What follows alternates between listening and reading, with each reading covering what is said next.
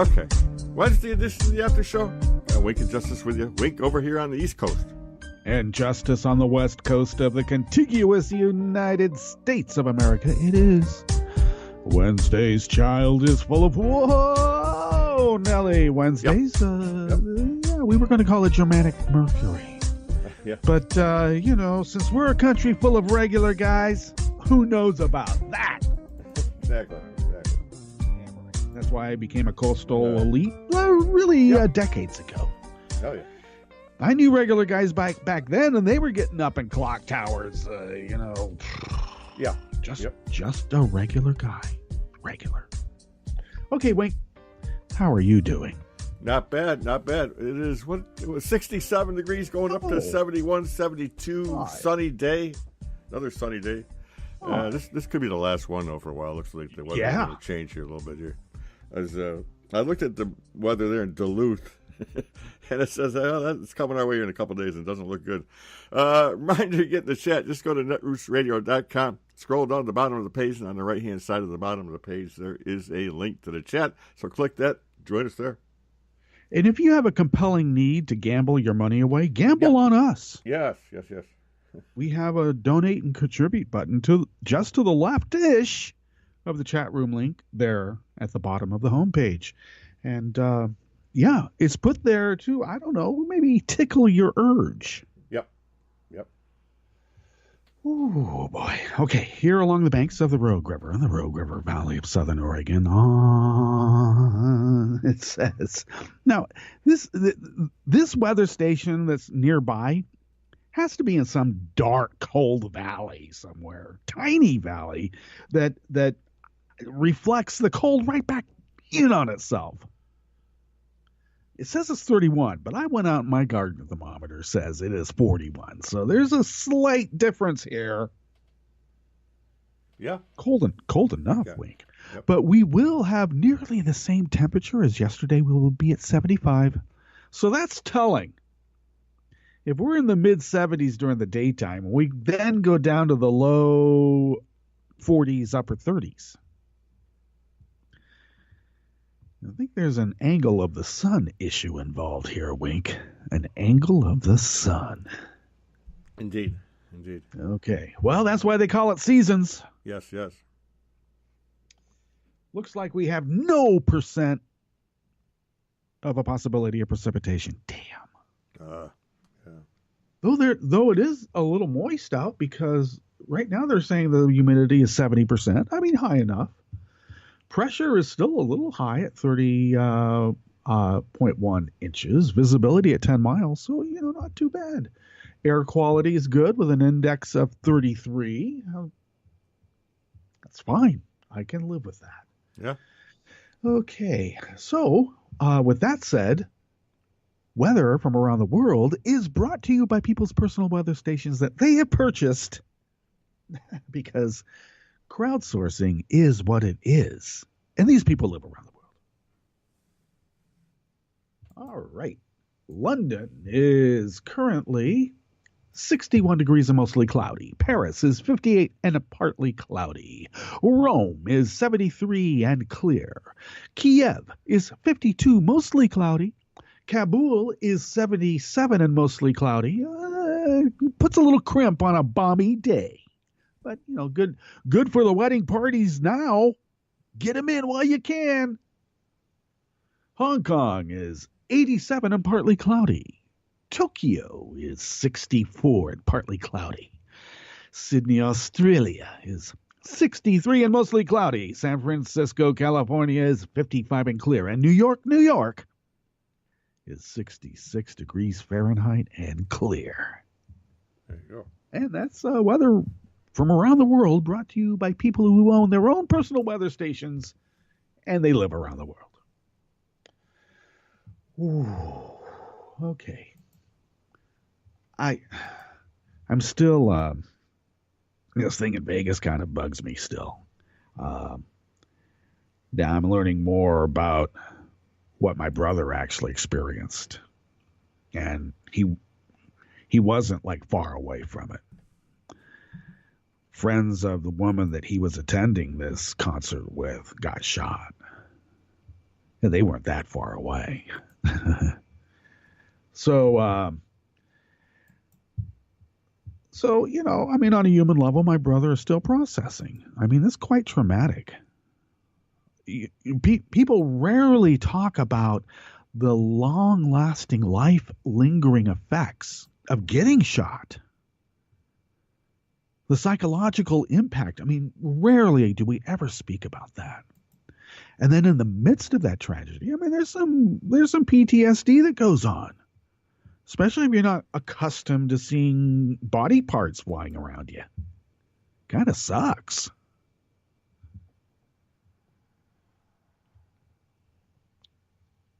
Now, what is, I don't want to minimize anything. This need to find some sort of positive. We're hearing this.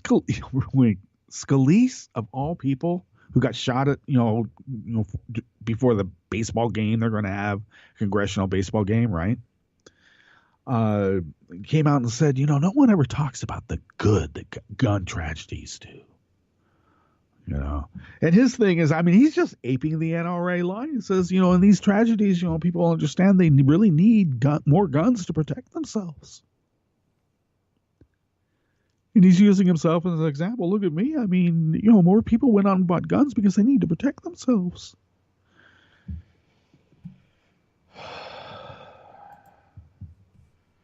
Now, I did something I don't normally do, and I started watching the body cam videos and, saw the leaked photos from the room. I didn't. I don't care to look at bodies. I've seen enough in real life. But just to sort of get a feel for stuff, I mean, those can be very telling. One telling thing is it didn't matter if the cops had automatic weapons of their own. They wouldn't. I guess the guy had a flash suppressor too, because there was no flash, Wink. I mean, right. I'm looking, right. I stopped video and looked exactly where that window is, and I don't see a flash. And it's dark, and you can't tell the window's broken. You can only tell in the daytime, Wink. So pea shooters, semi-automatic weapons, it doesn't matter. What's that? So the one thing that no one ever wants to talk about is maybe we should have less guns. Let's get rid of all of our rights. Let's, Now, this is another thing that bugs me. Thune from South Dakota. Did you hear his little comment about this? No, I didn't. No. What is it about right-wing mentality that always wants to look for losers? And if someone's getting shot at, there must be something wrong with them. They must be losers. So therefore, they have to accept some sort of responsibility for their getting shot. He says they hold some responsibility for not getting out of the way. They should know that they have to get small when being shot at. Yeah. Well, how small does a 6-year-old have to get? They got pretty damn small. But we didn't care about that, did we? I'm already hearing this BS and it's all. Well, already. After it practically was barely over, Alex Jones was calling it, what's his term? A false flag. And there's crisis actors. I mean,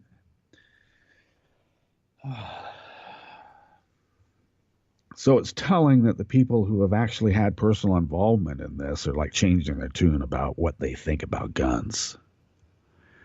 And I'm not going to blame them for coming to the realization now. But my brother is still processing, and he's kind of a tough guy, and, these things don't have to happen. Why does someone have to get small? I thought I was enjoying life, liberty, and the pursuit of happiness. Now I've got to get small so I can enjoy those things? That's not enjoying life, liberty, and the pursuit of happiness. That's succumbing to terrorism. Oh, and just as a little aside, I mean, it's not really conspiracy when, the facts all fit into place. In a criminal indictment, NRA's been taking a lot of money from Russia. They're partnering with them for some things in Russia currently. I wonder what. With that, I should say that we've got some other issues that we're attending to today. The top, I'm just ranting because I am so, oh God. Oh my gosh, Mike.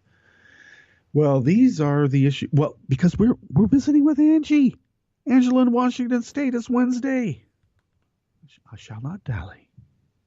Okay, these are the issues we are attending to today, and they are.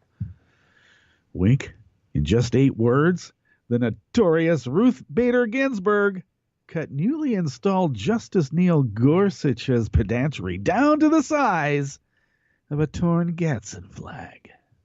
Maybe just a small little corner of it, even. This is the guy that they installed because apparently the black president isn't allowed to have a Supreme Court nomination. They keep saying in the last year of his presidency or something.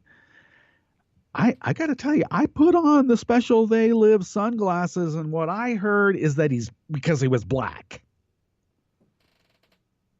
You take off the glasses, and it's not the last year of his presidency.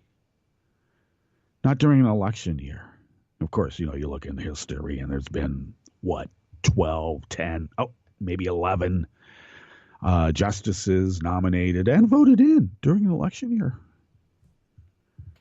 Then you put on the They Live sunglasses and you hear, yeah, he's black. Oh God, Mike. What perilous times we live. Oh, I love this. With less than 7% of Puerto Rico's electric power restored, Trump tosses cheap knockoff bigger picker-upper paper towels. Say that real fast.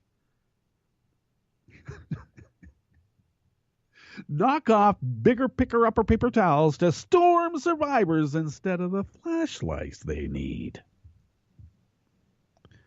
This guy only knows what's in front of him. He's in this chapel that they had to make a special arrangement to have a generator for, because the chapel didn't have a generator before. But this was the place that was big enough to bring his entourage and all the cameras he needed to, have his ego stroked. And I mean literally. And so he comes in and the room's all lit up and he goes, wow, there's electricity here. Wow. Apparently Puerto Rico didn't experience a real storm like Katrina, where lots of people died. You only had a measly 16 people die. That's nothing. And then right after he said that, some more totals came in, and that doubled while he was saying that, up to 34. More than double. And it's even more now. You know why? Because people have been dead for a while and just getting to them. God, this... So he sees this electrified, lit room, and he has these flashlights he's supposed to hand out, Wink. Huh. He only knows what's in front of him. Maybe there is a 25th Amendment argument to be made here. Yeah. Maybe. Oh, we always need some good news in all of this. And the Trump's war on the media has had one major unintended consequence. The American public is slowly gravitating back towards institutions they trust. Like the press. Yeah, the press. The one that's enshrined in the Constitution of the United States? Interesting.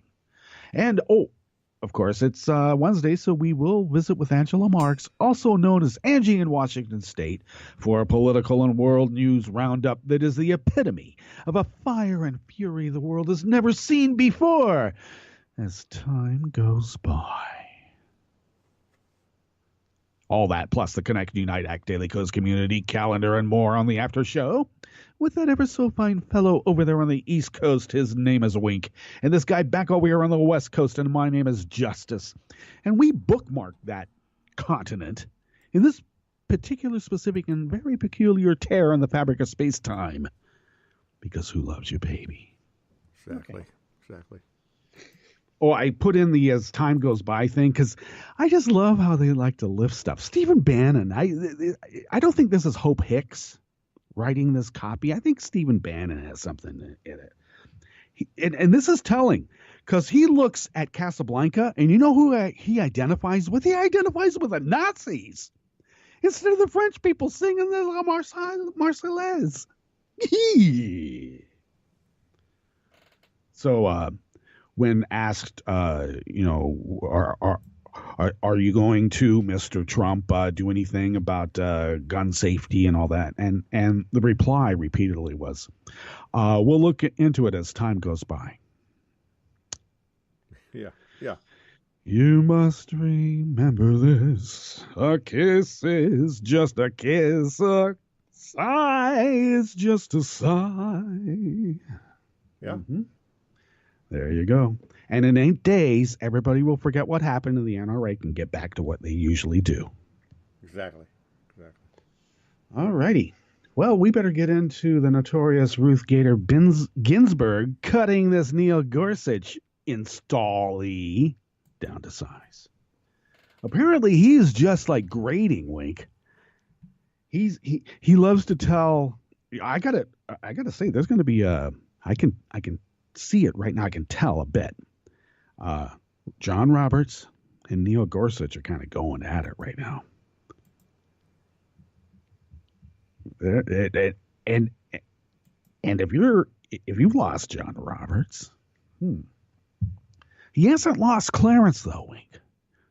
He and Clarence are buds. I think Clarence sees Gorsuch and goes, "Wow, Antonin jumped into the soul of this guy. Tony's not really dead. He lives again." Could be. This is by Jeffrey Toobin. Yes, that Jeffrey Toobin out of the New Yorker. Toward the end of the Supreme Court's argument in Gill v. Whitford about the future of partisan gerrymandering, there was a revealing moment about the place of the newest justice in the esteem of at least one of his peers in less than a year. Neil Gorsuch has dominated oral arguments, lectured his colleagues, and given dubiously appropriate public speeches. Questioning Paul Smith, the lawyer challenging Wisconsin's contorted district lines, Gorsuch made another pedantic gesture.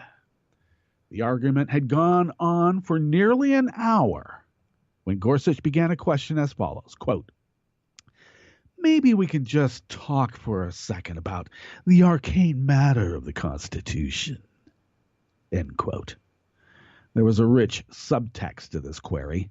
Originalists and textualists such as Gorsuch and his predecessor on the court, Antonin Scalia, often criticized their colleagues for inventing rights that are not found in the nation's founding document. Because it doesn't really say, Wink, that, we have a right to air. I mean, it says life, liberty, and the pursuit of happiness, but where does it say you have a right to breathe? Huh? And then some people would interpret that, say, well, you have to breathe to have life. And then they would argue, it doesn't say you have a right to air. You don't have a right to breathe. That's a privilege. Now pay up. That's what they're arguing. Well, I don't know. Even though my middle name is Justice, I only had a year of law school. So, man's got to know his limitations. Ooh. Gorsuch's statement that the court should spare a second for the arcane subject of the document was thus a slap at his ideological adversaries. And of course, they too believe that they are interpreting the Constitution. But in Gorsuch's view, only he cares about the document itself. Yeah. There's almost like a disease that's contagious in this group. My God. I thought I was self-centered and knew it all. Actually, I tell everybody I don't know it all. I just know a lot. And they still hate me for it. Yeah. Oh, yeah. I don't know. I think I'm supposed to, be shy and go, well, I don't think I know that much. Or I don't know.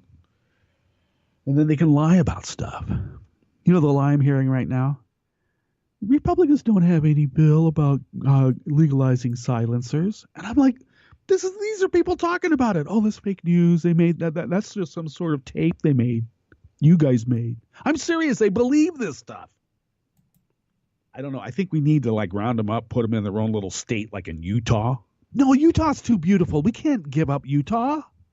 We got to find some place to put these people and let them duke it out themselves. It'll turn into Jamestown, Jonestown. Either one. Right. I think either one applies. Right. 5 months, 8 months tops. They'll never plant the pumpkins. Okay, Gorsuch went on to give his colleagues a civics lecture about the text of the Constitution. And where exactly do we get authority to revise state legislative lines?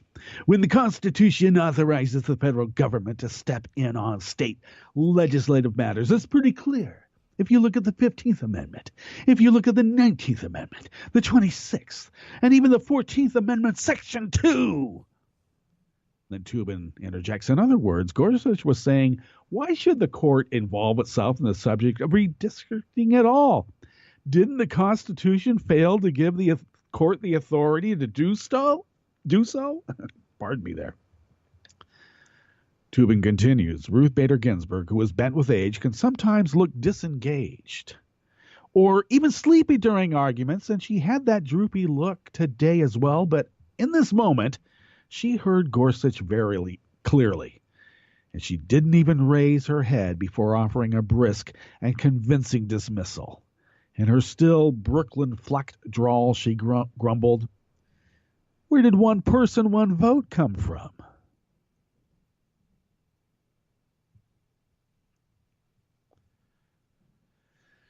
There might have been an audible whoo that echoed through the courtroom. Ginsburg's comment seemed to silence Gorsuch for the rest of the arguments. And as a side note, no one remembers Gorsuch shutting up so soundly before. Okay. In one cutting remark, Ginsburg summed up how Gorsuch's patronizing lecture omitted some of the court's most important precedents. And Smith gratefully followed up on it. That's what Reynolds v. Sims and Baker v. Carr did, he said, and a number of cases that have followed along since. In these cases from the early 1960s, the court established that the justices, via the First and 14th Amendments, very much had the right to tell states how to run their elections. In short, Ginsburg was saying to Gorsuch that he and his allies might control the future of the Supreme Court, but she was not going to let them rewrite the history of it. At least, not without a fight. And that's where we come in. We can't be quiet in the midst of this. We can't just go nod and say, the crazy uncle is just, giving off the crazy stuff. We got to stand up, pick your fights. We got to stand up to this. I'm tired of hearing that we're following some wacko conspiracy theory from the guy who still thinks that Obama was born in Kenya and is a socialist. Yeah. Well, they might be right on the socialist thing because they think that Eisenhower was a socialist. I'm always saying he's an Eisenhower Republican. And then they go, yeah, Eisenhower was a socialist. And I look back at the record and that's what they believed. Not that Eisenhower was, but, I'm just saying. Oh, yeah. This is what we're up against. Yep. So, okay. I know that she wants to, just drink tea and enjoy her life, because it's tough. Even sitting there, listening to this over and over and over. Okay. Flashlights? You don't need flashlights anymore, Trump tells powerless Puerto Ricans as he hands them out. You don't need flashlights. Here, have some flashlights. Okay, well, less than 7% of electricity has been restored. Perry is the energy secretary, the former governor of New York, of Texas. I'm sorry, New York, Texas. He thinks that small nuclear power plants should be the way to go. There's none around that they can model it after, of course. But he thinks that's the way they should go. I don't know. Tesla's there with some batteries. I mean, big time good batteries. Maybe now's the time to have a wind and solar grid. Yeah. Wave action stuff. I don't know. Technology's there. So, yeah. And then Trump threw paper towels at people. Threw them at them. Okay. He wasn't wearing a tan suit, though. And so there's no scandal involved, as you can tell. All right, let's get to our... Oh, we're still early. Oh, my gosh. I looked up and I went, wow, man, I've been like ranting a little bit too much. I need to get through these stories. And here I am, and I've got like a good 3 to 5 minutes if we're, 3 minutes or so. Minutes, yeah. I got a few minutes. So let me say, mention what Joe Rome had to say in this article and Think Progress about it. 12 days after super hurricane hit Maria, FEMA has only restored just about 7% of the island's power, up from 5% earlier in the week. That means that more than 3 million American citizens still lack power. Yeah, but they're brown citizens, and they kind of blend in the shadows, so you don't really notice them unless you really look. Right? When you need to demagogue them, oh man, there's a light shining on them and they got that sweaty reflection. Then everybody knows they're up to no good. Otherwise, you don't ever see them. If you have a certain genetic tick, we'll say. Oh, God, enough people voted for him, so, But as Trump made the visit to the devastated territory, he seemed unaware of the situation around him, literally saying, flashlights? You don't need flashlights anymore. As he handed out flashlights to the islanders who, in fact, very much need them. See, this is what I don't understand. He goes into this place that they have to, first of all, it's no easy task to bring the President of the United States into a disaster zone. You still have to have security. And the guy has to charge for golf carts for the security to ride around in. So he's got to find enough so they can charge. And that might be tough in a devastated region. Whew. So he finally finds enough golf carts so that he can charge the Secret Service, for securing him, protecting him. They go into this chapel that they have to pull a generator, probably from a hospital. Because there's so few generators around, hospitals are losing power and people in the ICU are dying. So I don't know. Where'd they get this generator? So they got that in there to the chapel. They fire it up, and he comes in and he goes, there's nothing wrong here. Look at this room. Okay. Well, I'm a fiction writer, Wink. Okay. At heart, I like to tell a story that revolves around the truth of what goes on in our lives, and then fashion, a pedantic message, to be honest. But I like to think that mine still incorporates love and humanity and us all just trying to get along, rather than one of division and trying to find victims and attribute loserhood to them for some reason, because these calamities only happen to losers. And I got to say, I kept hearing that argument, and then when the calamity befalls upon those who have said that, they suddenly know what karma is. And then they don't. They still think it's good luck and bad luck. And karma's not good luck and bad luck. Okay? Karma just is. Which is why we have to go to our Jim Hightower break right now, and then we'll come back and go through the Connect, Unite, Act Daily Coast community calendar and have our discussion with Angela Marx as time goes by. All right.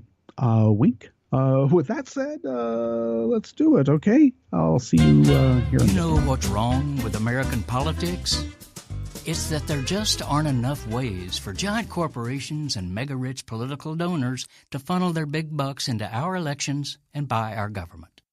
At least that's what Donald Trump, the Republican Party, and a devious group of right-wing political pastors are saying.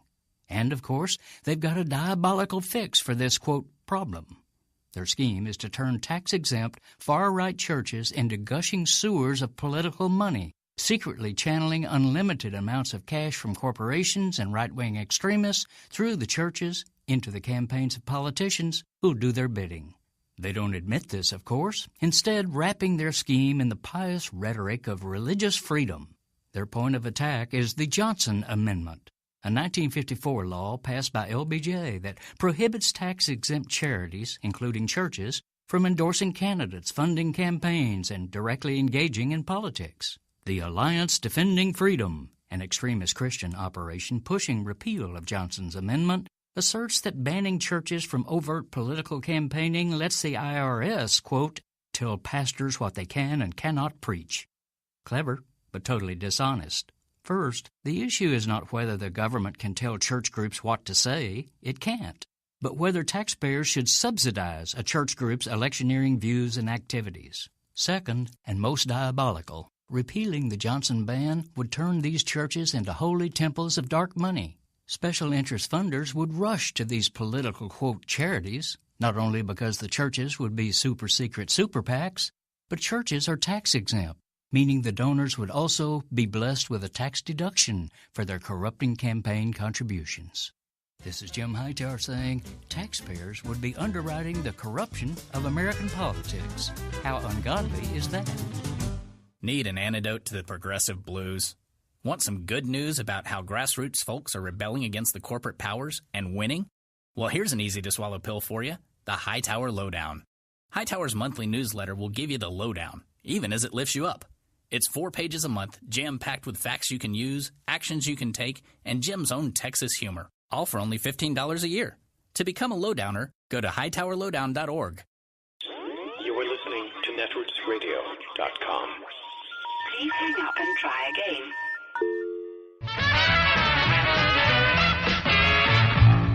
From a point at sea to the circles of your mind, a new force is at work for planetary transformation. New radio for a new Earth.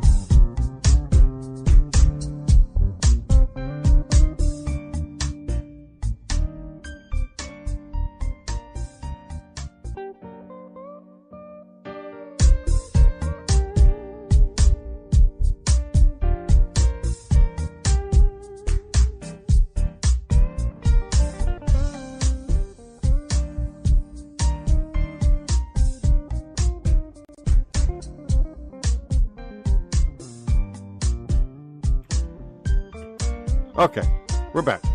And indeed, we are back, and thank you for sticking with us. This is the After Show with Wink and Justice. Justice here along the banks of the Rogue River and the Rogue River Valley of Southern Oregon on the West Coast. Wink is in upstate New York, 21 on the East Coast. Angie in Washington State is in Washington State. Our crew are the ethereal creatures who reside in the cloud, whose advanced intergalactic technical abilities allow Netroots Radio and thus by extension the After Show to span the globe, the solar system, out past the gas giants. Yeah, way past Washington, D.C.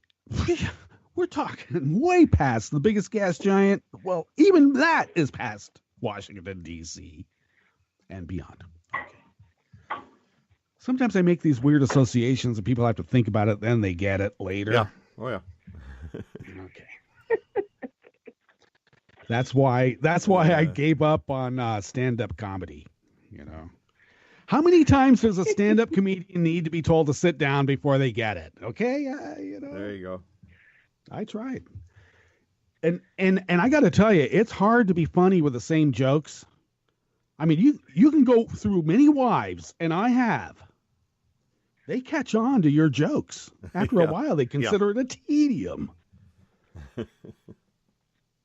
So, I don't know. I never thought I'd be the guy at the end of the bar. Oh, enough of this. We need to talk about the community calendar. There's not much in the way of events coming up, but today's diary is facilitated by Angry Marmot, and the lead-in for the calendar is an appeal to write. I mean, if you're at Daily Co's, you know, we have a radio thing, you know, Daily Co's radio that David Waldman essentially runs, and we facilitate that. But really, it's a writing medium.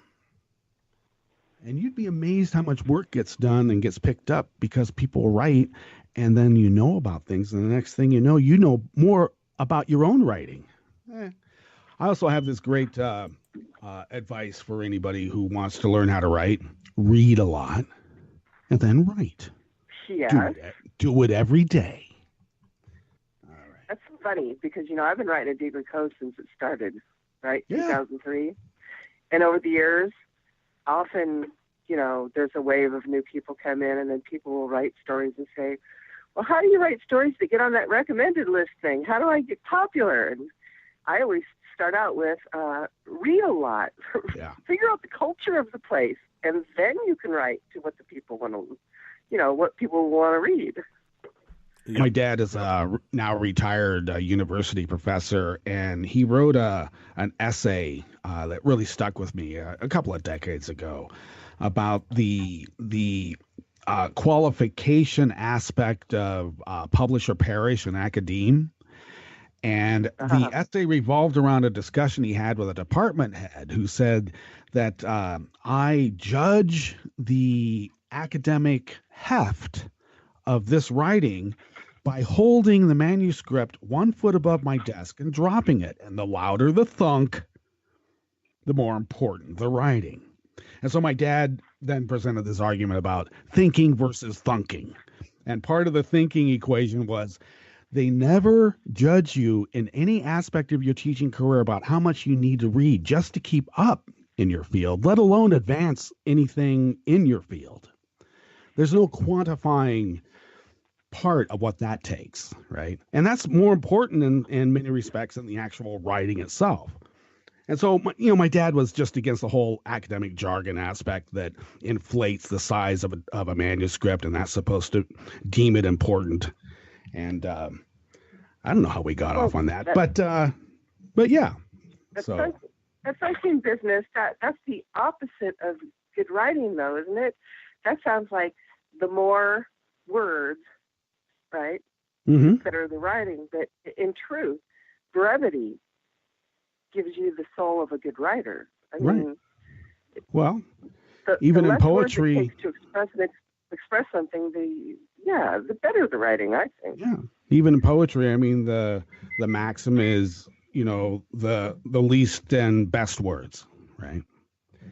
So yeah, I was like drawn in my quest to understand literature and writing and a poet, which a lot of people called me back in the day. I was drawn towards haiku because that was the most concise form of writing to get your idea out. And then as I discovered more by going to Japan and learning more about just culture, the idea of an American haiku is really radically different than what, you know, the standard understood aspect of haiku is in Japan itself, where the part of the human isn't supposed to intrude. You know, it's really a nature poem. But since it's a human writing it, you can't help but get around that. But you know, the idea of putting the human in the picture is really an anathema in haiku. And once I understood that, I realized, wow, I don't have to really make this so much about self, but it is still about self, which is the soul of what a poem is supposed to be, right? So haiku is like everything Japanese. It's really formalized. I mean, everything about their society is rather formalized. Not so much in the last maybe 20 years, but when I was young, And before there was so much travel in the world, it seems, everything about Japanese culture seems formalized, to me at any rate. But then my mentors in poetry, one Brugaletta, by the way, then explained to me the complexity of the sonnet and how you can communicate in that form, which is more of a tapestry, than what a haiku is, right? Haiku might be a thread. Yeah, it's long form. Yeah, so a sonnet is more like a tapestry and keeping within that cadence and then telling your story. I mean, I then saw the virtue of that too. So writing form then transferred into writing free form much more effectively, surprisingly. Isn't that weird how that all works? You almost have to know the rules to be able to break them. Sonnets always reminded me of, keep in mind I'm an atheist, but I have read the Bible a number of times. Always reminded me of the Psalms. Mm-hmm. Right? Those were ballads. Same kind of thing. Yeah. Yeah, they were, poems are meant to be sung. That's why they have rhythm and meter. And well, they're epic stories is what I mean, right? Oh, yes. Yeah. But they're still sung in a sense, and it just incorporates so very many mediums to embed the memory, so it becomes a cultural memory. I mean, that's what epic works are anyway. So, but yeah, I always saw that. I mean, when you read the Psalms and you think of a lyre, not really a harpsichord, but I think a lyre would be the accompanying instrument. It gives more color to the whole thing. So I don't know. Yeah. How did we get on this discussion? I'd much rather discuss this. Music is interesting. Well, I think music is really interesting because originally music was a way that people had history and knowledge of the past, right? It wasn't for entertainment back in the day. It was so that people could use a mnemonic to remember history because all history was oral to begin with. Right. I think that's the cool thing about music. We developed it so that we could understand ourselves better and our world better. And as humanity has advanced, the really cool part about that is that music is really mathematics with language. Yeah. So, yeah, I think music is utterly important to humanity. Well, even in my feeble attempts to play guitar, at one point I decided I couldn't rely on other musicians to get like my message out. It was too ego-filled to try to. Well, in rock and roll bands, everybody should be aware of this. I mean, you have to have a certain belief in self to play an instrument to the point where there's no mind involved. But when you get a group of ego-filled people, together, you might be butting heads about, what your sound is going to be like, let alone what your political message or anything like that. So I just decided that I need to learn how to play an instrument effectively so I can accompany myself without embarrassing myself on stage so that I can, sing my words.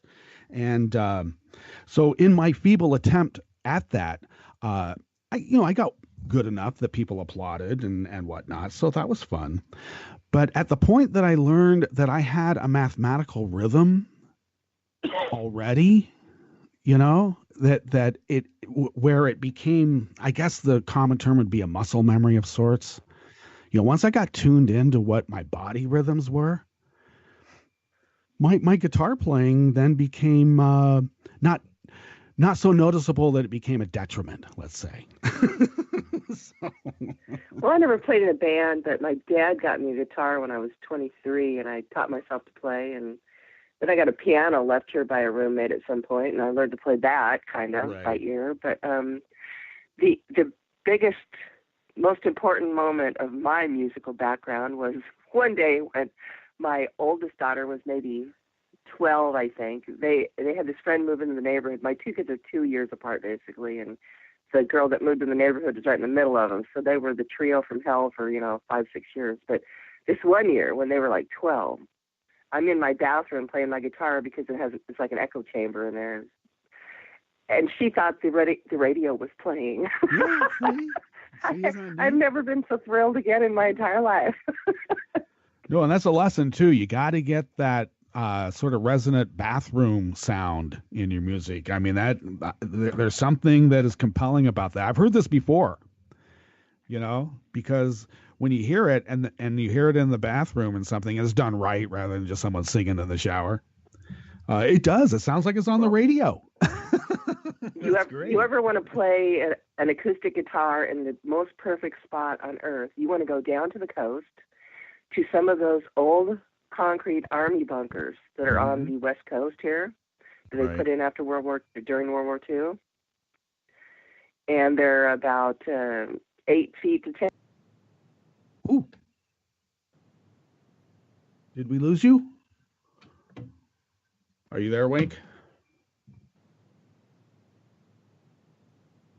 Yeah, it shows her, but yeah, I don't know. I see the player bouncing a little bit. Maybe that's us speaking right now. Yeah, but I don't hear her. She is connected though. Okay. Okay. Well, I can't tell if we are speaking and going over. Oh, I could, I guess, if I turn on. Yeah, the we player. are. Yeah, we're live. But it's live not us. We're live speaking right now. Oh, I apologize. Yeah. Okay, folks, we've had a little bit of a glitch with Angie, and until we get her back, I was just going to mention to her, and I'll. Here we are. As soon as Wink reconnects and stuff, I'll repeat it. But my emphasis growing up really was more on voice. I was in traveling Catholic boy choir. When there's a very established Catholic diocese all over Oregon State, they sort of had a. Oh, hello. Are you back? There, yeah, you got cut off a little bit. Yeah, first I heard, can you hear her? And then click. Yep. No, for some reason I don't know. You went dead on us, and we could see you, but we couldn't hear anything. So, sorry about that. I guess we just had to reconnect the call. But you were talking about your dad and instruments, and maybe we're talking about the old army. Yeah, the bunkers down there at the coast. Bunkers. Yeah, an acoustic guitar in there. If you ever get the chance, go down there and play yours down there. Yeah. You'll be astounded. No, I was mentioning as we were getting you back online here is that the emphasis when I was a kid, though we had, I had piano lessons and whatnot, but it was really on voice. I was in a traveling Catholic boy choir that was done by the Catholic diocese in Oregon. They went around and auditioned to all the different the diocese. And so I was chosen to do that. And that was so that the Vienna Boys Choir had an audition for the Western states at that time in the early 60s when I was in first grade of all things. I was pretty young. And I was chosen to be in this big audition and stuff. And I wasn't chosen, but, it was still a pretty good experience for a little kid. And then I continued to get chosen to sing, for these Catholic events all over the state. And then my voice changed. I wanted to play rock and roll. But yeah, I had to learn how to play an instrument at some point because I realized at some point, I didn't want to sing backup. I got a lot of backup singing gigs, but come on, I want to be the lead singer. And then I thought maybe a lead singer, to do what they need to do, should really learn how to play an instrument better. And the instruments I was naturally adept at, and I actually studied quite severely, shall we say, was violin, Baroque and Elizabethan recorders. Not necessarily a rock and roll instrument. Now, maybe Jethro Tull could pull it off, but that's interesting. Yeah. I've always been a singer too. I think I came out singing. We were my mom's whole family is musical. My grandfather had a orchestra and a band, and my two uncles, Jim and Ronnie, they owned some musical bars with music in them in the Portland, Oregon area for about 40 years. And my dad's great uncles used to go to Weiser, Idaho in the 40s and 50s and win a bunch of fiddling contests. So I got lots of musical background in my family. And I don't know. I was too much of a wallflower when I was young, though, to ever do it in public. I might have been able to make a career out of it before I took up cigarettes and smoking. I could sing really well when I was young. But yeah, everybody told me that I didn't smoke enough cigarettes and drink enough whiskey to get that rock and roll voice. You sound like a choir boy, and I'm thinking, gee, I wonder why. it's really funny because I've always had a kind of an alto voice, but after I smoked cigarettes for 20 years and I quit, and it's been about 15 or 20 years now. But I quit in like 2002 or 2003, so it's been coming on 20 years since I quit. But now, if I can make my granddaughters laugh because I can sing in a real really low tone now. I developed that voice when I got older. You know, when we were little kids, we lived up in the Cascades, and rarely did we get TV receptions. So we lived on the radio, but also what we did, because, you know, my mom had some performing experience, you know, very minor, but just a little bit. But we were encouraged to put on skits and plays and these things during the dead of winter when, you know, for entertainment purposes, kind of like in the old days. And we'd set up screens that would be reflected from the fireplace, and because that's the kind of light ambience that we had, and we'd compose these musicals and, you know, put on skits and make imitations of members of the family, not just the immediate family, but, you know, the aunts and uncles, and try to be exact and funny at the same time. So we did this, you know, before we even started school. So I don't know, it seemed natural to get up in front of people and tell a story and, you know, watch the moods change. Yeah, younger people might think that's odd, but, you know, before there was television, people read books, had conversations, and children were the entertainment in the family. That's just all there was to it. No, that's actually, you know what, the reading of books, there were passages of poetry and great pieces of literature that the adults would read, you know, like not always a dramatic reading, but there was always some piece of literature within the construct of, you know, skit night, right? Well, so it's like today, you know, teenagers go, "Have you seen this movie?" When I was a kid, it was, "Have you read this book?" Well, we did that, but also to get the kids out of the parents' hair, they used to bring us down to Eugene, Corvallis, and then because there'd be relatives there or whatnot, ostensibly, but we get dropped off for the Saturday matinee about 11 o'clock in the morning, and then mom and dad would pick us up around 6 or so. And I don't know what they were doing. I don't think they were visiting family. Let's put it that way, you know? They had that here in the summer, and on Saturdays, the locally owned theater was the Kiggins Theater, named after J.P. Kiggins, from a mayor from like the 1910s or 1920s or something. And on Saturdays, they would run 5 films back to back. Entire carloads of parents would come in and dump their kids off and take off for the day, and they would come and get us at 10 o'clock at night.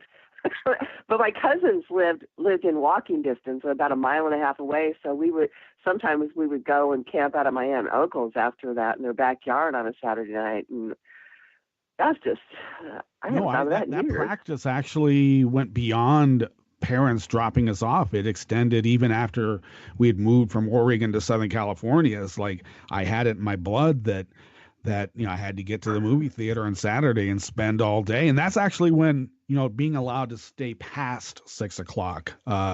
We saw 2001: A Space Odyssey back to back from 11 in the morning until it let out about 11 at night. And I believe that was 5 showings of it back to back. And I could probably recite the whole thing to you. That was in 8th grade, by the way. That was in 8th grade when it first came out. And I had to explain to my parents because they didn't believe that that's what I was doing. But then I told them the whole story, and then I gave them renditions of the actual movie. Then my dad, the college professor, went to see it with some of his buddies, and they came back and said, "Boy, that that Roy, which is my first name, he really knows that movie. He must have seen it 5 times in a row. That's funny because you know what? I can't remember a single film other than that Keir Dalia was in. Yeah. He actually was really terrific in that, but No, I can't think of him in anything else. Butterflies Are Free. Really? Goldie Hawn and... I don't know if Goldie Hawn was in there. I think it was actually pre-Goldie Hawn, I believe. But Butterflies Are Free is a movie that I believe Keir, guy's last name, but I believe that was a movie he was in. And then he was in a couple of TV shows and might have had some sort of science fiction thing about it. But yeah, he was a really good actor and just sort of didn't really get much work. Really kind of sad. Interesting. Well, just as a throw-in for the last bit here, and mostly because, the horror that went on in Vegas, not to end on a harsh note, but I did a post yesterday on Twitter, and it got a little bit of notice, and I went and read some Pew Research information first, and it turns out that about 6%, 1 out of 3 Americans owns a gun, and of them, 19% of those are a registered member of NRA, and I did the math. Turns out, by their polling results, about 6% of Americans belong to the NRA. Right. So my tweet says, 6% in USA are NRA members. So should 6 out of 100 people decide how we deal with guns in America, or should the other 94? Food for thought. Well, but you have to understand, the other 94 has only 3/5 status, and that 6% has all that money, which is pretty damn loud. And it just, makes them seem bigger. Yes, that's true. There's money, but the other flip side of that coin in politics is that money is not the same as votes. Exactly. And votes are not the same as money. So they can get all the money they want from those people and do their bidding, but it may cost them enough votes to cost them their position. So that's the analysis in the end. Who wants to be louder? Are we going to allow the people with money to make more noise than the rest of us? It's 6 to 94. Wake up, people. Use your voice. Call your congressman, 202-224-3121. Yeah, I don't know how to attend to this. I get the argument from, members of the family that have a more of a Second Amendment, obsession, say. They believe that any small regulation means that we're going to take everything from them. And I used to get mad about it. Now I'm like, no, mellow out. All we're talking about is this thing that's distributed as a toy. That's what it's listed at. And they can put it on, and now I can fire 100 rounds. Yeah, my ex-husband's family are full of hunters and fishers, and my oldest daughter has gone hunting. She's got a high-powered long rifle for hunting deer and elk, and that's all well and good. But for the people who want to keep hunting, they would be well advised to move to the side of the people who want more gun control. And here's the reason. Because if these massive shootings keep increasing, and I can't see any way that unless we address the 300 million loose guns in our society and our violent tendencies and do something like the Australians did and stop some of this gun violence, that eventually it will get bad enough and the people will rise up and they will erase the damn Second Amendment out of the Constitution.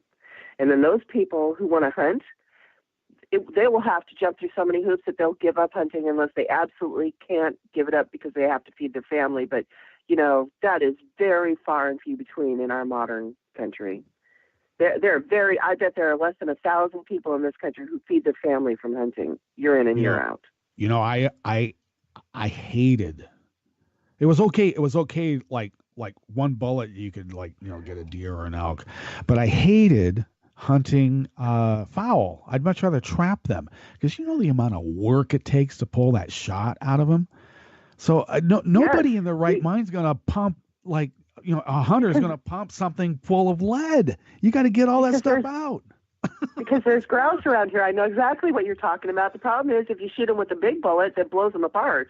Exactly. And if you shoot them with shot, you got to dig all the shot out. So I became adept at just trapping the things. It was cleaner.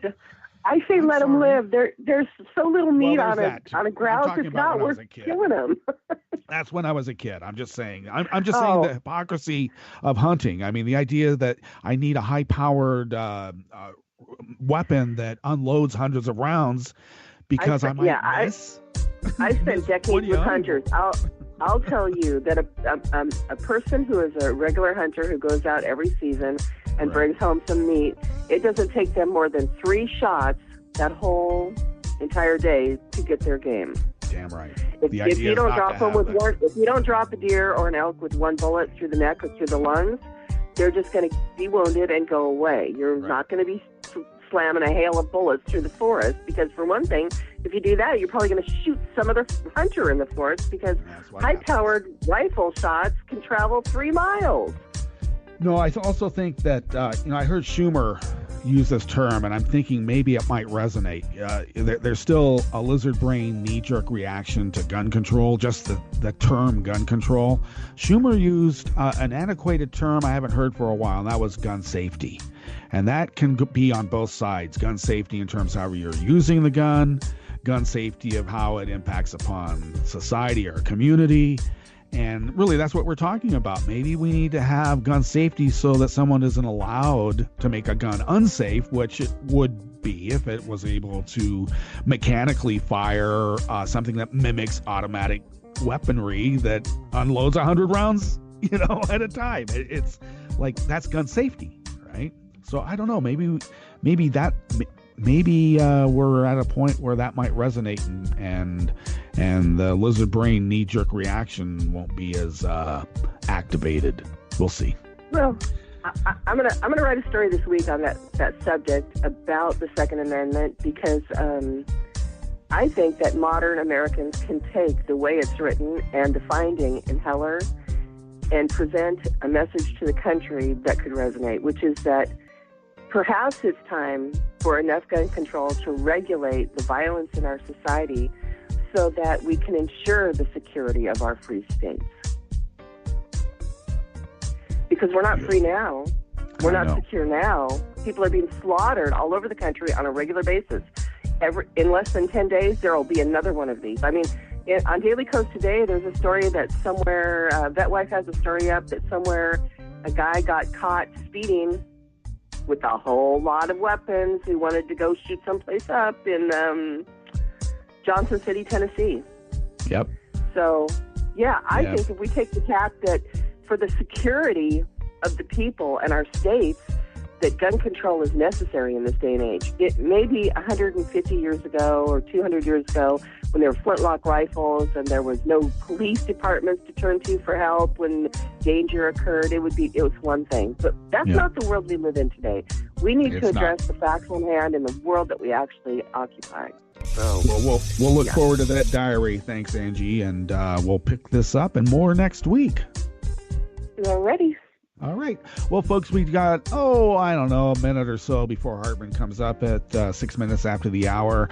And remember, it's Wednesday, so that's Jibber Your Jabber with Wink tonight at 9 p.m. on the West Coast, midnight on the East Coast. 2-hour opportunity for live call-in radio. Is Jibber Your Jabber, not Jibber Wink's Jabber. He's just there to jibber with you. So do that. So stay tuned to Netroots Radio 24/7, 365. And why? Because who loves you, baby? Oh, and Wink, one other thing. Peter Falkus Colombo would say, I'll see you on the other side. All right.